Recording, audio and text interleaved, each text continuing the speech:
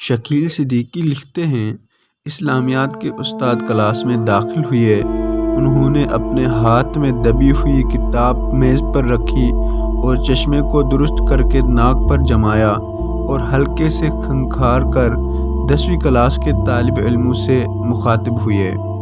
میں تمہیں آج ایک ایسی حکایت سنا رہا ہوں جو تمہاری آئندہ ساری زندگی میں کام آتی رہے گی۔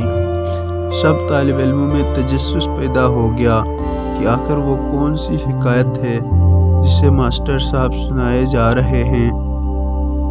سب طلباء توجہ سے ان کی بات سننے لگے۔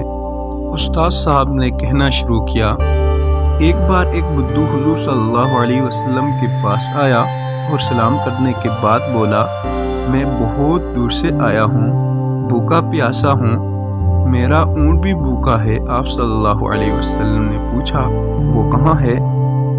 باہر کھڑا ہے، اس نے جواب دیا۔ میں اللہ پر توکل کر کے اسے باہر چھوڑ کر آپ کے پاس آیا ہوں۔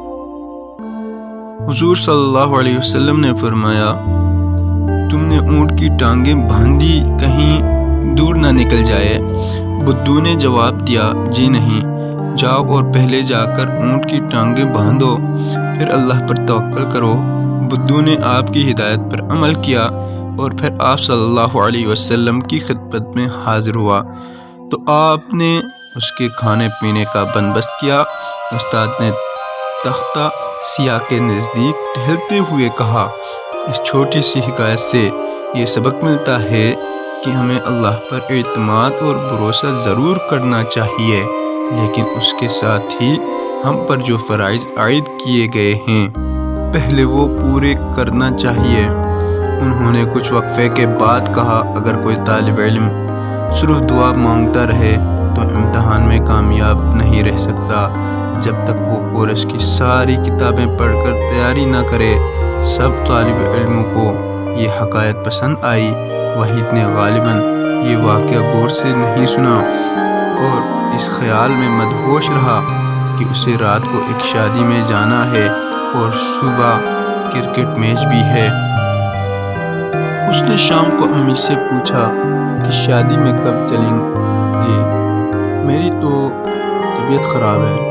انہوں نے کمزور لہجے میں کہا، تم اور سلمہ چلے جاؤ، تمہارے ابو کو راتوں کو جاگنا اور دیر سے کھانا بالکل پسند نہیں ہے۔ اپنے چچا شاکر کے گھر جانا اور سب مل کر وہیں سے شادی میں شریک ہونا۔ واپسی پر دیر ہو جائے تو چچا کے گھر ٹھہر جانا، کل اتوار ہے اس لیے اسکول بھی نہیں جانا ہوگا۔ مزے سے نیند پوری کر کے آنا۔ وہ 9 بجے موٹر سائیکل پر سوار ہو کر چچا کے گھر پہنچ گیا۔ سب تیار تھے۔ وہ چچا شاکر کی گاڑی میں بیٹھ چل پڑے۔ بارات 12:30 بجے آئی، نکاح 1 بجے ہوا اور پھر کھانا 1:30 بجے ختم ہوا۔ جب سب گھر پہنچے تو رات کے 2:30 بج رہے تھے۔ سب کی آنکھوں میں نیند تھی۔ نیند تو وحید کی آنکھوں میں بھی تھی، لیکن اس کے دماغ پر کرکٹ کا میچ بھی سوار تھا۔ میچ اگلے دن 9 بجے صبح ہونے والا تھا۔ چنانچہ جب اس کے چچا شاکر نے اس سے ٹھہرنے کو کہا تو اس نے جواب دیا، گھر زیادہ دور نہیں ہے، سیدھا راستہ ہے، آسانی سے گھر پہنچ جاؤں گا، مگر رات زیادہ ہو چکی ہے، اس لیے جانا مناسب نہیں ہے۔ انہوں نے سمجھانے والے انداز سے کہا، خدا نخواستہ کوئی واردات ہو سکتی ہے، وحید کے سر پر تو میچ سوار تھا، اللہ مالک ہے۔ اس نے کہا، پھر موٹر سائیکل کی چابی اٹھائی اور ہیلمٹ اٹھا کر باہر آ گیا۔ ابھی اس نے تقریباً نصف میل کا فاصلہ طے کیا ہوگا کہ ایک تنگ گلی سے ایک لڑکا جو موٹر سائیکل پر سوار تھا اس کے پیچھے آنے لگا۔ اس کے جسم پر چمڑے کی پتلون اور جیکٹ تھی، عمر تقریباً 20-22 برس ہوگی۔ وہ صورت شکل ہی سے جرائم پیشہ لگتا تھا۔ اس نے منہ سے تو کچھ نہیں کہا، لیکن آگے نکلنے کی کوشش کی۔ وہ لڑکا کافی دور تک اس کے پیچھے لگا رہا۔ وحید جس سڑک پر جا رہا تھا یہ ٹریفک کے سامنے آنے والی سڑک تھی۔ رات کے 3 بجے تھے۔ اس وقت سڑک پر ٹریفک نہیں تھا۔